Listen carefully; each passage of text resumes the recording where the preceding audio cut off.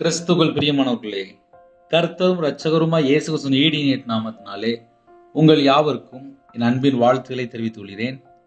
தேவனர்லி அப்பம் prayer ministry channel மூலியமாக உங்களோடு சந்திப்பதில் மிகுந்த மகிழ்ச்சி அடைகிறேன். தினம்தோறும் இரவனத்திலே பரிசுத்த வேதாந்தத்திலிருந்து ஒரு பகுதி நாம் தியானித்து நம்முடைய குடும்ப பாதுகாப்பிற்காக நாம் ஜெபித்து வருகிறோம். வேற வேற தேசத்திலே வேற வேற சூழ்நிலை இரவனத்தில் இணைந்திருக்கிறீங்க. தொடர்ந்து இணைந்திருங்கள். கர்த்தர் உங்களை ஆசீர்வதிப்பார். யாக்கோபு 1 அதிகாரம் 12 முதல் 15 ஆகிய வசனங்கள். சோதனையை சகிக்கிற மனுஷன் பாக்கியவான், அவன் உத்தமன் என்று விளங்கின பின்பு கர்த்தர் தம்மிடத்தில் அன்பு கூறியவர்களுக்கு வாக்குத்தத்தம் பண்ணின ஜீவகிரீடத்தை பெறுவான். சோதிக்கப்படுகிற எவனும் நான் தேவனால் சோதிக்கப்படுகிறேன் என்று சொல்லாதிருப்பானாக. தேவன் பொல்லாங்கினால் சோதிக்கப்படுகிறவரும் அல்ல, ஒருவனையும் அவர் சோதிக்கிறவரும் அல்ல. அவனவன் தன் தன் சுய இச்சையினால் இழுக்கப்பட்டு சிக்கொண்டு சோதிக்கப்படுகிறான். பின்பு இச்சையானது கற்பந்தரித்து பாவத்தை பிறப்பிக்கும், பாவம் பூரணமாகும்போது மரணத்தை பிறப்பிக்கும். ஹல்லேலூயா. கிறிஸ்துவில் பிரியமானவர்களே, இந்த நாளிலும் இந்த வசனத்துல நிறைய அர்த்தம் இருக்கு. ஒரு மனுஷனுடைய வாழ்க்கையிலே இச்சை எப்போ உள்ள வருதோ அப்போ பாவம் உள்ள வந்துட்டு. ஆதாம் ஏவாளுடைய கதை எல்லாருக்கும் தெரியும். சர்ப்பம் என்னை வஞ்சித்தது அப்படின்னு சொன்னாங்க. ஒரு குடும்பத்திலே ரட்சிக்கப்பட்டதுக்கு அப்புறம் கையில பைபிள் எடுத்து வாசித்ததுக்கு அப்புறம் தேவனோட வார்த்தைக்கு கீழ்ப்படிந்தால் பிரச்சனை வராது. தேவனோட வார்த்தை கீழ்ப்படியாமல் பழைய ஜென்ம சுபாவம், பழைய மாம்சத்தினுடைய சுபாவம், மாம்சத்தினுடைய கிரியைகள், பழைய நினைவுகள், பழைய சிந்தனை, பழைய இதயத்தினுடைய நினைவு எது வெளியில வந்தாலும் சரி, அது இச்சை, பாவம், அதுக்கப்புறம் பார்த்தா மரணத்தை பிறப்பிக்கும்.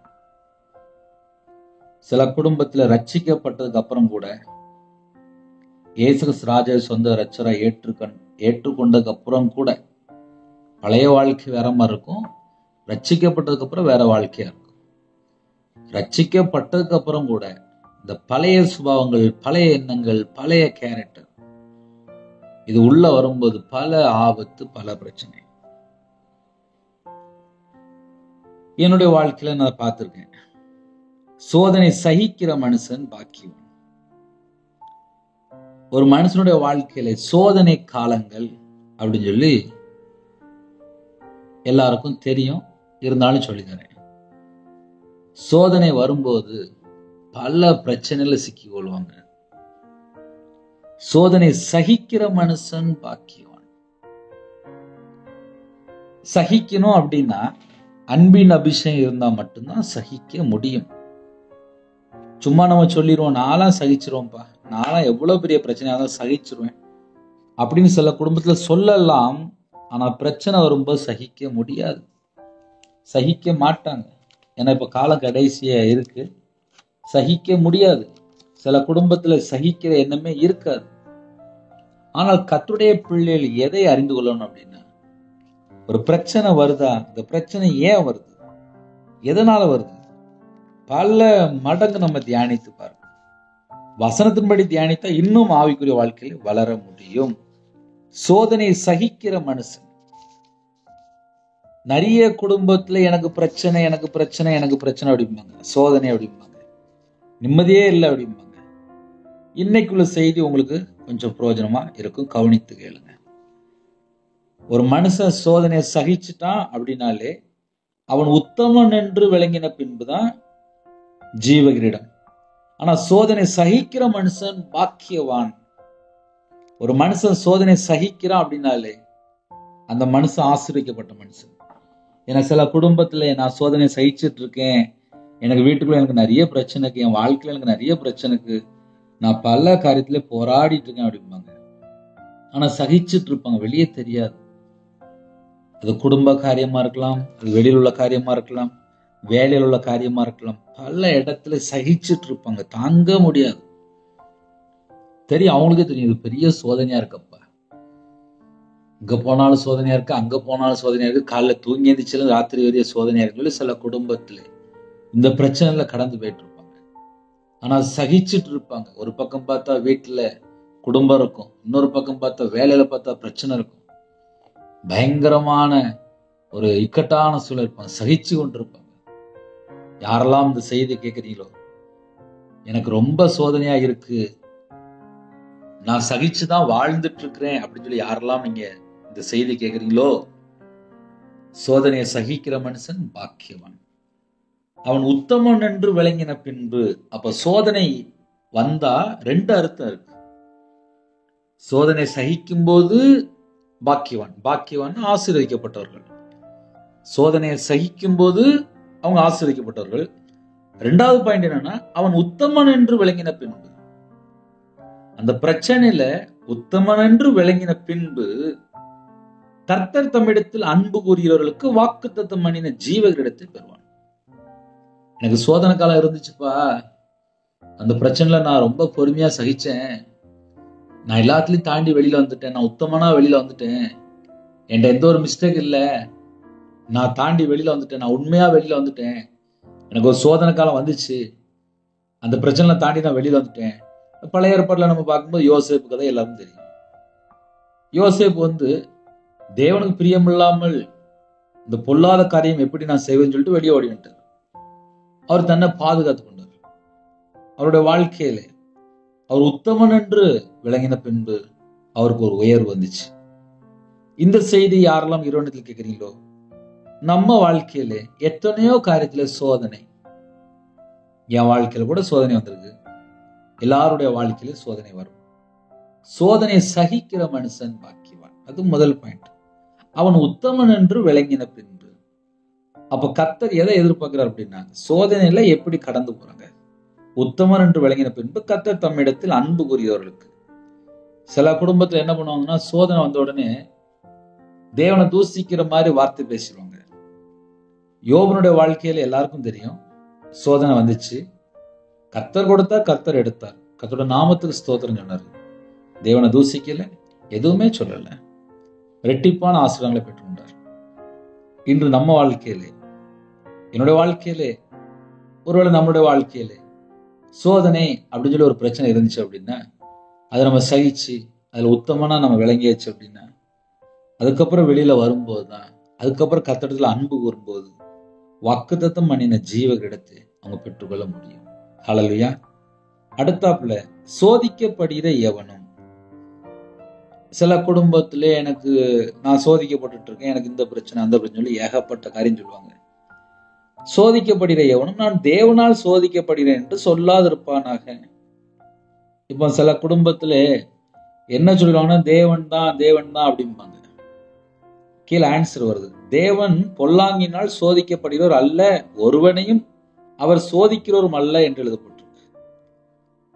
தேவன் யாரையும் பொல்லாங்கினால் சோதிக்கிறவர் அல்ல, அவர் ஒருவரையும் சோதிக்கிறவரும் அல்ல, ஒருவனையும். அதுக்கு கீழே அடுத்த பாயிண்ட் போட்டிருக்கு, அவனவன் தன் தன் சுய இச்சையினால இழுக்கப்பட்டு. அதை இப்போ எக்ஸாம்பிளுக்கு நம்ம எப்படி சொன்னா புரியும் அப்படின்னா, இப்போ எல்லார் வீட்லயுமே டிவி இருக்கு, எல்லார் வீட்லயுமே செல்போன் இருக்கு. ஒரு 20 வருஷம் முன்பாக, 25 வருஷம் முன்பாக டிவி இருக்காது, செல்போன் இருக்காது. அவங்க பார்த்தா நிம்மதியா வாழ்ந்துட்டு இருந்தாங்க. இப்ப செல்போன் இருக்கு, டிவியும் இருக்கு. செல்போனுக்கும் ரீசார்ஜ் பண்ணிட்டு, டிவிக்கும் ரீசார்ஜ் பண்ணிட்டு. இதுக்கு எப்படியும் ஒரு 1000 ரூபாய் செலவு பண்ணிடுவாங்க. முதல்ல 1000 ரூபாய் சம்பாதிக்க போகணும். இதே ஒரு 20 வருஷம் 25 வருஷம் முன்பாக டிவி இருக்காது, செல்போன் இருக்காது, வீட்டில் 5 பேர் 6 பேர் இருப்பாங்க, ஒருத்தங்க தான் வேலை பார்ப்பாங்க, அதுலேயும் மீதம் எடுத்து வைப்பாங்க, சந்தோஷமா சாப்பிட்டுட்டு பேசி சிரிச்சுட்டு கிடப்பாங்க. ஆனால் இன்னைக்கு வீட்டில் 3 செல்ஃபோனு 4 செல்ஃபோனு, ஒரு டிவி, சில வீட்டில் பெட்ரூமில் ஒரு டிவி, ஹாலில் ஒரு டிவி, இவ்வளோ இருந்தால் கூட வீட்டுக்குள்ள பார்த்தா நிம்மதி இல்லை. என்ன காரணம் சொல்லி பார்த்தா, 4 பேர் உட்காந்து பேச மாட்டேங்கிறாங்க.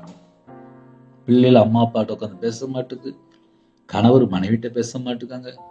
வீட்டில் உள்ள அம்மா இருப்பாங்க, வயசான பாட்டி இருப்பாங்க, அந்த பாட்டிகிட்ட போய் பேரம்பேத்தி கூட சில குடும்பத்தில் இப்போ பேசுறதுக்கு முடியல.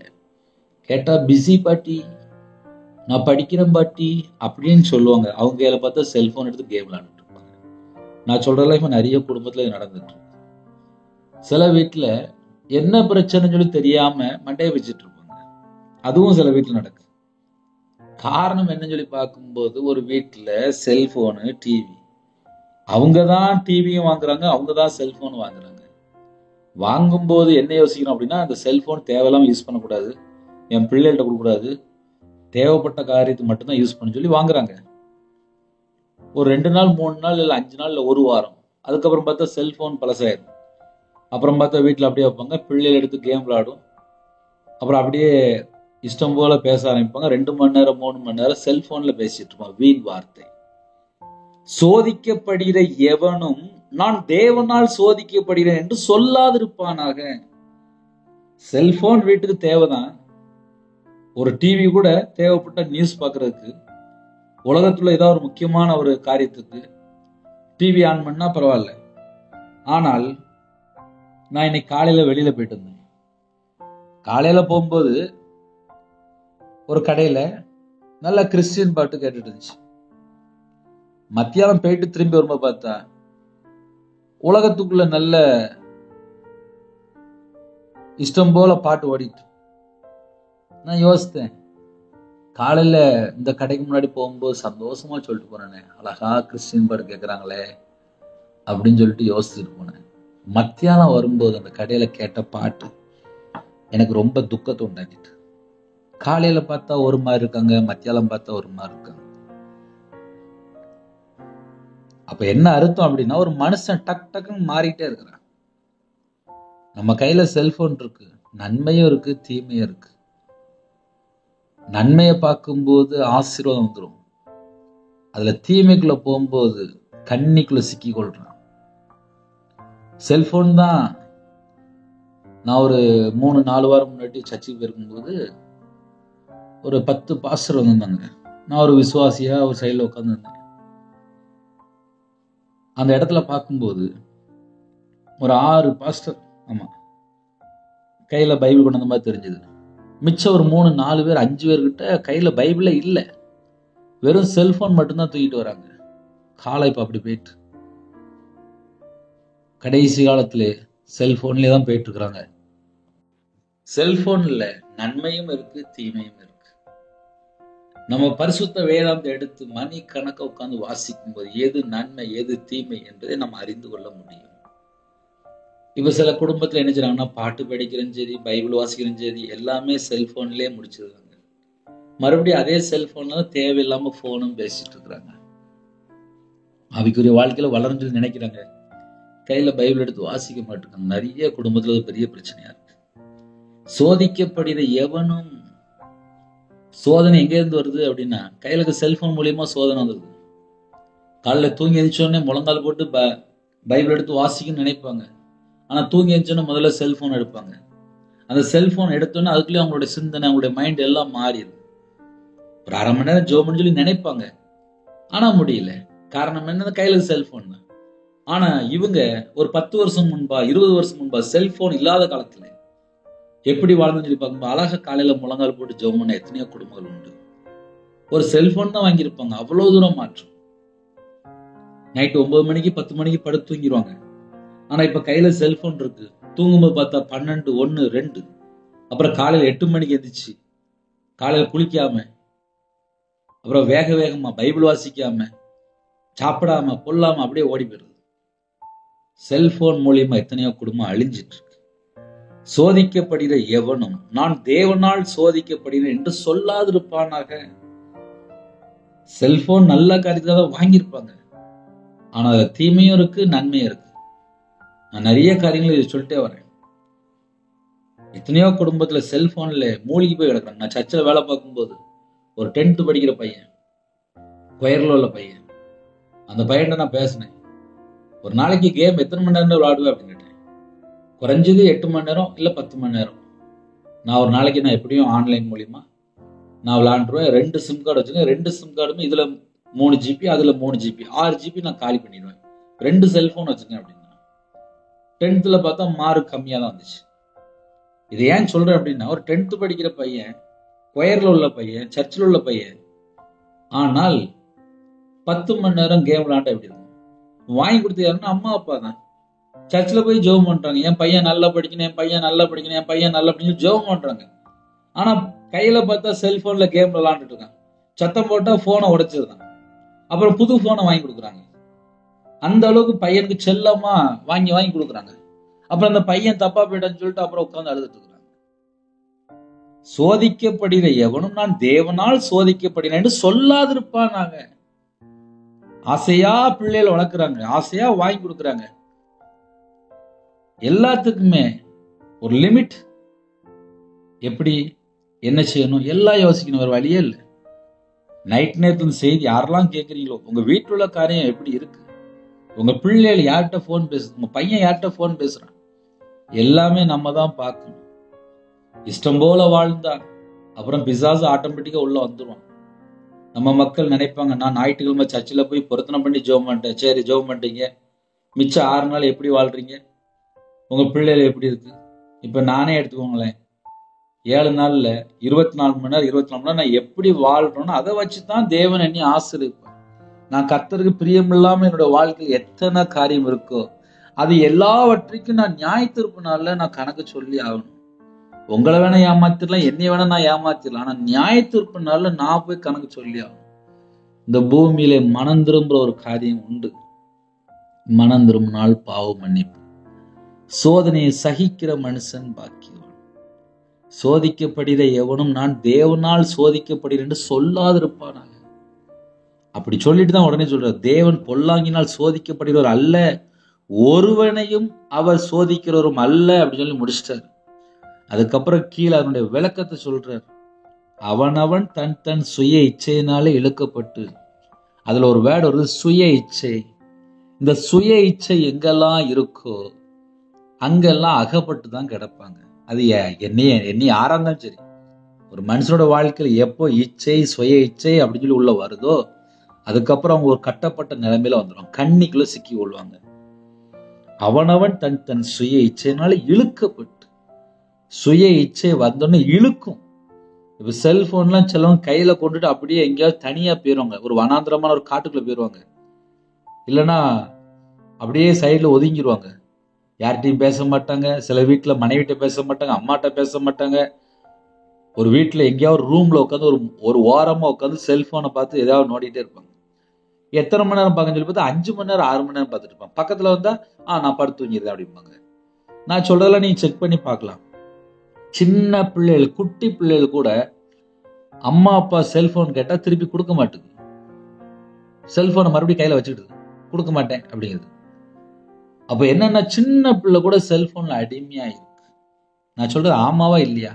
நீங்களே சொல்லுங்க. ஹல்லேலூயா. அவனவன் தன் தன் சுய இச்சையினால இழுக்கப்பட்டு சிக்குண்டு சோதிக்கப்படுகிறான். சிக்குண்டு அப்படின்னாலே சிக்கிக்கிட்டான்னு அர்த்தம்.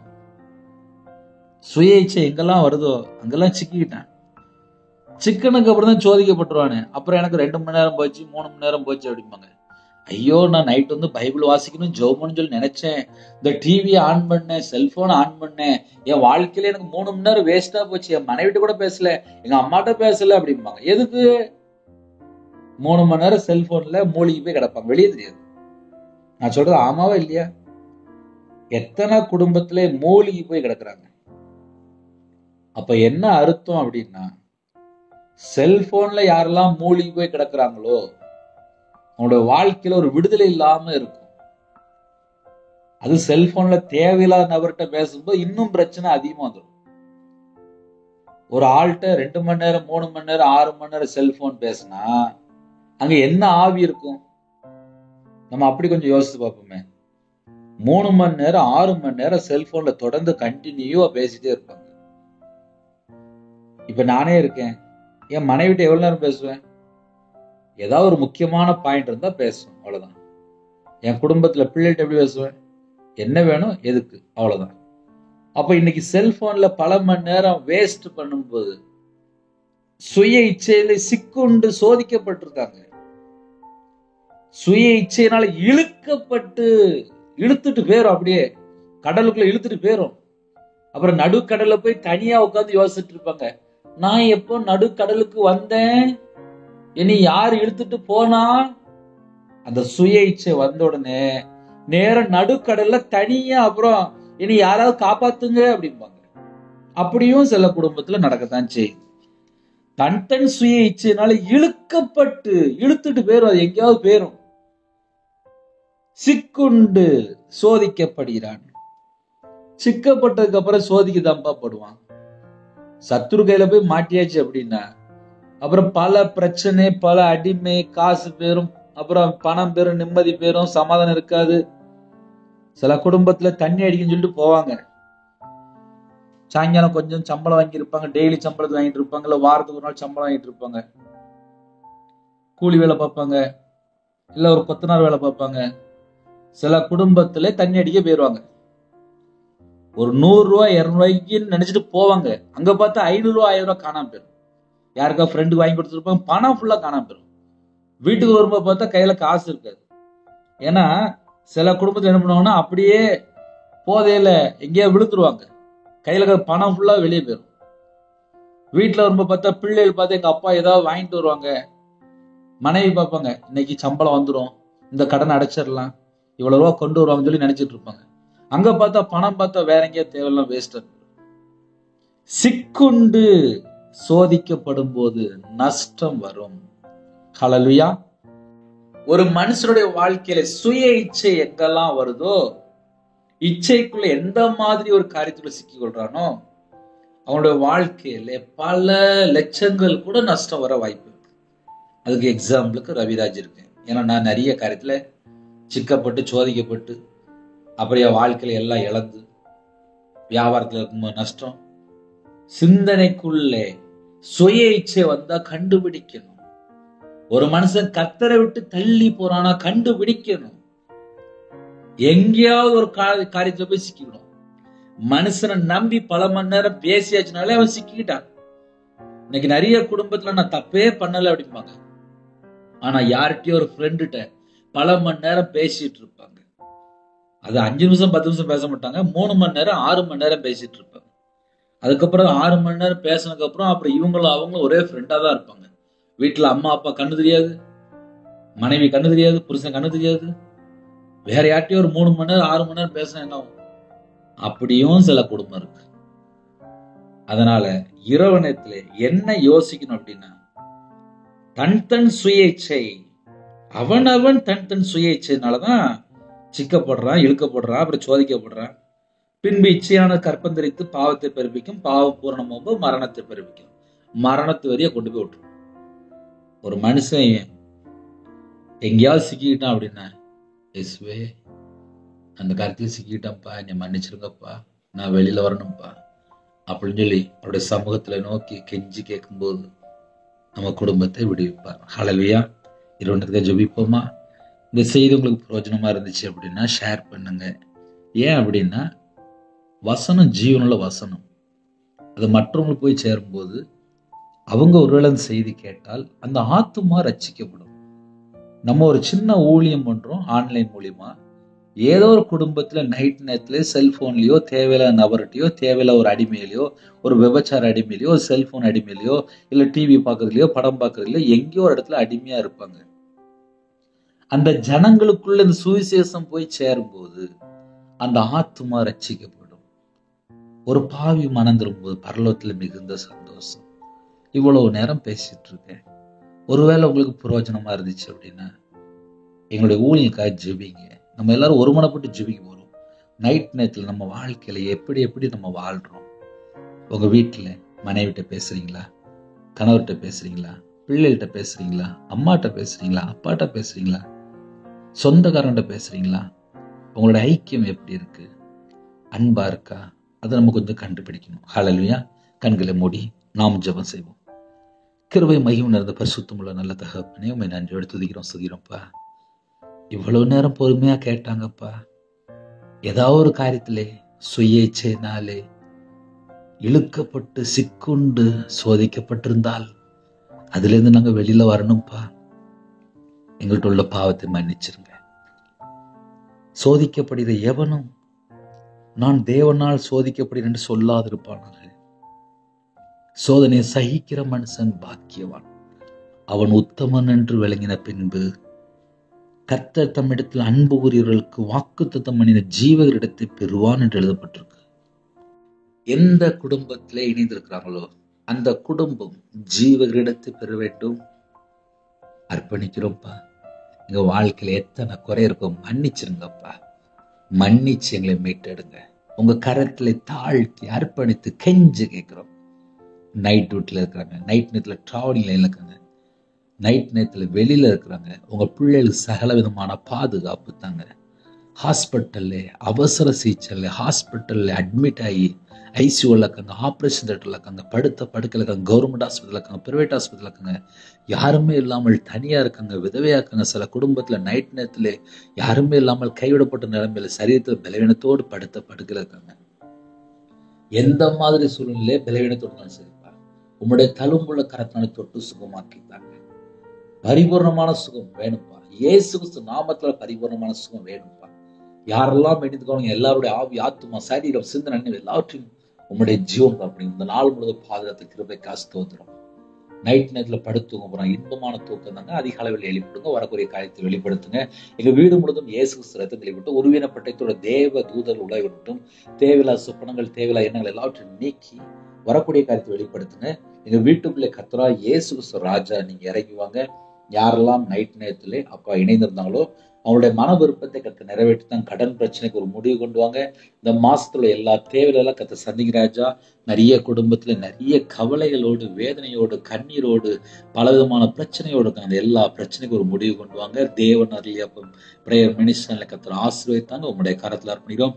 சிறு பிள்ளைகள் முதல் கொண்டு முதியோர் வரை எல்லாரையும் கத்த தாங்க வேண்டும், ஆசீர்வதிக்க வேண்டும், பலப்படுத்த வேண்டும், பாதுகாக்க வேண்டும், சுகமான ஒரு நித்திரை தர வேண்டும். சில குடும்பத்துல கற்பத்தின் ஜெபிக்கிறாங்கப்பா. உங்க பிள்ளைகளோட வாழ்க்கையில என்னென்ன குறை இருக்கும், குற்றம் இருக்கும், எல்லாவற்றையும் மன்னித்து கற்பத்தினை ஆசிரியங்க. மாசமா இருக்காங்க, தாய் பிள்ளையமா கத்துற ஆசிரியங்க. டெலிவரி பண்றாங்க பாருங்க, வைத்தியர் கூட இருங்கப்பா. உங்க பிள்ளைகளுக்கு அது கூட இருங்கப்பா. பிள்ளைகள் வயசு அதிகமாயிட்டு போகுது, நல்ல ஒரு குடும்பமா தாங்க, ரட்சிக்கப்பட்ட குடும்பமா தாங்க. திருமணம் முடிந்ததுக்கு அப்புறம் சமாதானம் இல்லாமல் யாரெல்லாம் ஜெபிக்கிறாங்களோ அவங்க குடும்பத்துக்குள்ளே இருக்கிற எல்லா உபத்திரத்துல மாற்றி தேவ சமாதானம் நிரப்புங்க. கடன் பிரச்சனையிலே, கஷ்டத்திலே, பல விதமான உபத்திரத்திலே, சில குடும்பத்திலே மதுபான அடிமையில, போதை காரியங்களே, கஞ்சா பழக்கத்துல, விக்கிர வழிபாடுல, மாந்திரிகம், பிள்ளி சுனியம், ஏவல கட்டப்பட்ட நிலைமை. சில குடும்பத்திலே அப்ப அசுத்தமான பாவத்துல இருக்கிறாங்க. அந்த குடும்பம் ரட்சிக்கப்பட வேண்டும். கர்த்தர் மனம் இருங்க. எந்தெந்த வீடு எந்தெந்த ஆவிய கிரியை செய்து கொண்டிருக்கோ இயேசு கிறிஸ்து ரத்தத்தினாலே, இயேசு கிறிஸ்து நாமத்தை எல்லா சத்துங்கிற வேரோட சங்கரிக்கப்பட்டு எல்லா கிட்ட சுட்டறிப்பட்டும். இரவு நேரத்திலே ஒவ்வொரு குடும்பத்துக்கும் பாதுகாப்பு தாங்க. ஹாஸ்டல்ல இருக்காங்க, ஹோம்ல இருக்காங்க, முதியோரத்துல இருக்காங்க. உங்க பிள்ளையோட கதை தங்கிருங்க. நைட் நேரத்துல யாரெல்லாம் தனிமையில வேற வேற நாட்டுல வேற வேற இடத்துல வேலை செய்யறாங்களோ என் தேவன் உங்க பிள்ளையோட கூட இருக்க வேண்டும். நைட் நேரத்துல பஸ்ல போறாங்க, ட்ரெயின்ல போறாங்க, கார்ல போறாங்க, பிளைட்ல போறாங்க, நைட் நேரத்துல டிரைவிங் லைன்ல இருக்காங்க, நைட் நேரத்துல பெட்ரோல் பல்க்ல வேலை பார்க்காங்க. சில குடும்பத்துல அப்பா விவசாயம், நைட் நேரத்துல அப்பா தோட்டத்துக்கு போயிருக்காங்க. நைட் நேரத்துல யாரெல்லாம் வெளியில இருக்காங்களோ வாட்ச்மேன் ஜெபிக்கிறாங்க, செக்யூரிட்டி ஜெபிக்கிறாங்க, போலீஸ் ஆபீஸ் ஜெபிக்கிறாங்க, ஆர்மில ஜெபிக்கிறாங்க, அதிகாரிகள் ஜெபிக்கிறாங்க, தலைவர் ஜெபிக்கிறாங்க. எல்லா குடும்பத்தையும் கர்த்தரா இயேசு கிறிஸ்து ராஜாவுடைய பாதபடியிலே அர்ப்பணிக்கிறோம். உங்க பிள்ளைகளோட நீங்க புறப்பட்டு போங்க. உங்க பிள்ளைகளை கர்த்தர் பாதுகாத்துக் கொள்ளுங்க. நிறைய குடும்பத்துல நைட் நேரத்துல நிம்மதி இல்லாத சூழ்நிலை தான் இணைந்திருக்காங்க. யாரெல்லாம் தாழ்த்துறவங்களோ அவங்க இதயத்துக்குள்ள தேவ சமாதானம் நிரப்பி ஆசிரியங்க. வெளிநாட்டுல இருக்கிறாங்க. உங்க பிள்ளைகளோட வாழ்க்கையில எத்தனையோ சூழ்நிலை, நிறைய குடும்பத்துல நிறைய நாட்டுல இருந்து ஜெபிக்கிறாங்க. தனிமை, குடும்பத்தை குறித்து பாரம், சம்பளம் வராம இருக்கு, வேலை அதிகமா செய்யறாங்க, சொந்த தேசத்துக்கு திரும்ப ஆசைப்படுறாங்க. கர்த்தர் அவங்களோட மன விருப்பத்தை நிறைவேற்றித்தாங்க. நைட் நேரத்துல யாரெல்லாம் புலம்பிட்டு இருக்கிறாங்களோ அந்த புலம்பலை ஆனந்த கழிப்பா மாற்றுங்க. உங்க கரத்துல அர்ப்பணிக்கிறோம். அதிக அளவில் உங்களுடைய சமூகத்துல கண் ஒழிக்க கிருபை செய்யுங்க. சிறு பிள்ளைகள் யாரெல்லாம் படிக்கிறாங்களோ படிக்கிற பிள்ளைகளை கத்த அபரிதமாக ஆசிரியங்க. ஃபர்ஸ்ட் எங்களுக்கு அது கிருபை செய்யுங்க. எல்லா குடும்பத்தையும் கத்து பொருட்படுத்துங்க. யாரெல்லாம் பொருத்தனை பண்ணி இரவு மூலமா ஜெபிக்கணும் அந்த குடும்பத்தை கத்து ஆசிரியங்க. உங்க நாம மையப்படட்டும். எல்லாரும் ரட்சிக்கப்படணும், எல்லாரும் பரலோகத்துக்கு வரணும். அது தேவ சித்தம். உங்களுடைய ஆவியை உங்களுடைய கரத்துல அர்ப்பணிக்கிறோம். கர்த்தருடைய வருகையில நாங்கள் மறுரூபமாக்கப்படணும். அடியனை தார்த்தி அர்ப்பணிக்கிறோம்ப்பா. நீங்க பொருட்படுத்துங்க. துதிகான மகிமெல்லாம் ஒருவருக்கே செலுத்திடுவோம். இயேசு கிறிஸ்து பிதாவே, ஆமென்.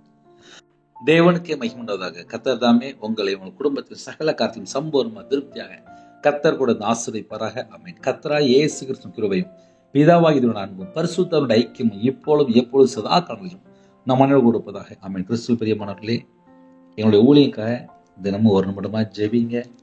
உங்களுடைய ஜெபத்தின் மூலியமாக எங்களுடைய ஊழியத்தை தாங்கள் அது மிகவும் பிரயோஜனமாக இருக்கும். இன்னும் அநேக ஜனங்களுக்குள்ளே சுவிசேஷம் அறிவிக்கிறது அது மிகுந்த கிருபை கிடைக்கும்.